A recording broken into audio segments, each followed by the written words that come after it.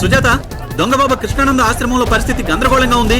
ఇక్కడ మిస్టరీని ఛేదించడానికి ప్రయత్నిస్తున్న మీడియాని కొంతమంది సాయుధ గుండాలు అడ్డుకునే ప్రయత్నం చేస్తున్నారు. ఇక్కడ పరిస్థితిని బట్టి చూస్తే దీని వెనుక చాలా మంది పెద్దల హస్తం ఉన్నట్టు తెలుస్తోంది. ఈ వివరాలను ఎప్పటికప్పుడు అందిస్తోంది మీ సాక్షి టీవీ. దొంగబాబా కృష్ణానంద స్వామితో మీరు కాకుండా ఇంకెవరెవరున్నారు? ప్రజల అమాయకత్వాన్ని భక్తి పేరుతో వాడుకుని కోట్లాది రూపాయలు దండుకున్నారు. నిజమేనా? బాబా బాగోతాలు వెలుగులోకి రావడానికి గల కారణాలేంటి? దొంగబాబాని ఒప్పుకోవటం వెనక ఎలాంటి రాజకీయ ఒత్తిళ్లున్నాయి? తన రహస్యం బట్టబయలు కావడంతో బాబా విదేశాలకి పారిపోయాడనే వదంతులు వినిపిస్తున్నాయి. పరారీలో ఉన్న బాబా మిమ్మల్ని సంప్రదించే ప్రయత్నం ఏమైనా చేశాడా? మీరు అడిగే అన్ని ప్రశ్నలకు నా దగ్గర సమాధానాలు ఉన్నాయి నాయన. సమాధానాలు ఉన్నట్లయితే మమ్మల్ని ఎందుకు లోపలికి రానియడం లేదు? నసత్యో సదృశో గురుహు. సత్యంతో సమానమైన గురువు లేడు. అడిగే ఉత్సాహమే కాదు, వినాలనే ఆసక్తి కూడా ఉండాలి. రండి. ఇది పరీక్షాకాలం. సాక్షాత్తు శ్రీరామచంద్రుడే సీతాదేవికి పరీక్ష పెట్టాడు. అంత మాత్రాన సీతాదేవి చేసింది నేరమూ కాదు, రాముడు చేసింది పాపమూ కాదు. ఈ శీల పరీక్ష పెట్టడం వెనక రాముడు ఆంతర్యం ఏంటో మనం తెలుసుకుంటే మీకింత కన్ఫ్యూజన్ ఉండేది కాదు. ఏంటో ఆంతర్యం మీరే చెప్పండి. శ్రీకృష్ణ పరమాత్ముడు చిన్నప్పుడు వెన్న కడవలను దొంగిలించేవాడు. అంత మాత్రాన అతని దొంగన్నారా? నవనీత చోరుడని ముద్దుగా పిలుచుకున్నారు. భగవంతుడు ఏం చేసినా అర్థం పరమార్థం ఉంటుంది. మనమే విపరీతార్థాలు తీసి తప్పుగా ఆలోచిస్తున్నాం. సీతమ్మకు శీల పరీక్ష పెట్టడం వెనక రాముడి ఆంతర్యం ఆమె గొప్పతనాన్ని ప్రపంచానికి తెలియజేయడం, ఆమె ప్రాతివత్యాన్ని ఆదర్శంగా తీసుకోవాలని ఆదేశించడం. అలాగే నవనీత చోరుడంటే వెన్నముద్దల దొంగని కాదు, వెన్నలాంటి మనుషులను దోచుకోవాలని.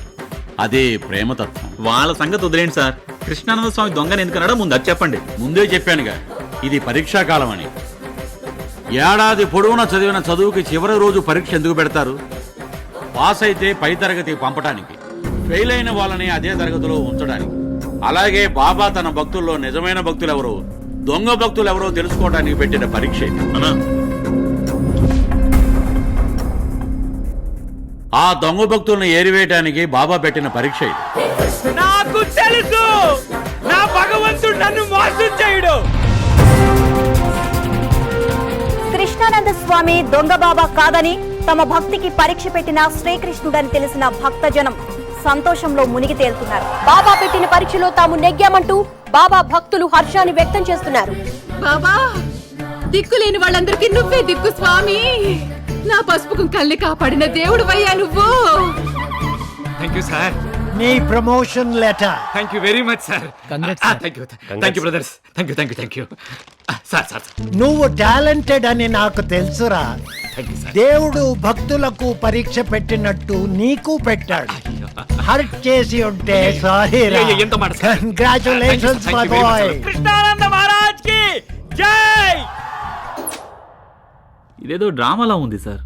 వాడేమో దొంగనంటాడు, వీడేమో కాదంటాడు. మీడియాకి జనానికి మంచి టైంపాస్ దొరికింది సార్. ఇదంతా పబ్లిసిటీ స్ట్రాటజీలో ఉంది సార్. అంటే దేవుడికి కూడా మార్కెటింగ్ టీం పనిచేస్తోందన్నమాట.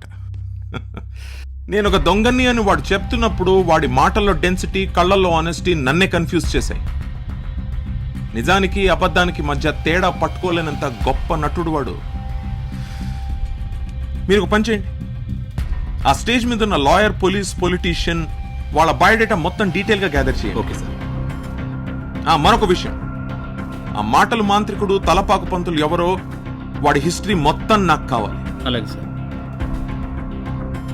ఆశ్రమంలో ఉండి ఆ బాబా సంగతి నేను చూసుకుంటా. ఏంట్రా మైక్ పట్టుకొని ఏంట్రా వాగుతున్నావు? ప్లాట్ఫారం మీద తిరిగిన కొడుకులు తినటానికి ఉండటానికి ఉండేసరికి వాళ్ళు బలిసి కొట్టుకుంటున్నారా? ఒకళ్ళు నిజం చెప్పమన్నారా? ఎవరో ఒకళ్ళు అడిగేది నిన్నే. రే, నిన్నిక్కడ చంపి పాతేసిన అడిగేవాడు లేడు. ఎవరో ఒకళ్ళు. ఎవరండి సార్? ఆ పొంతులు గారు చెప్పాడు. కావాలంటే చిన్నబాబు అడగండి.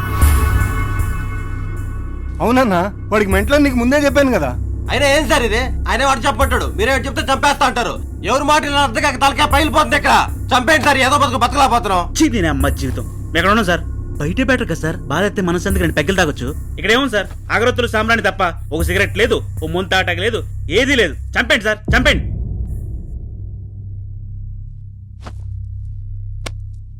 ఈ రోజు నుంచి అవన్నీ నీ బెడ్రూమ్ లో ఉంటాయి. వెళ్ళండి. Okay sir. Thank you sir. రేయ్, ఈ రోజు నుంచి ఆ పంతులు ఏం చెప్పినా పడుచుకోవద్దు. అలాగే సార్. అలాగే సార్. అన్నా, ఆ పిచ్చోడు చేసే తింగర్ పనులైనా మన ఆశ్రమం చాలా ఫేమస్ అయిపోయింది.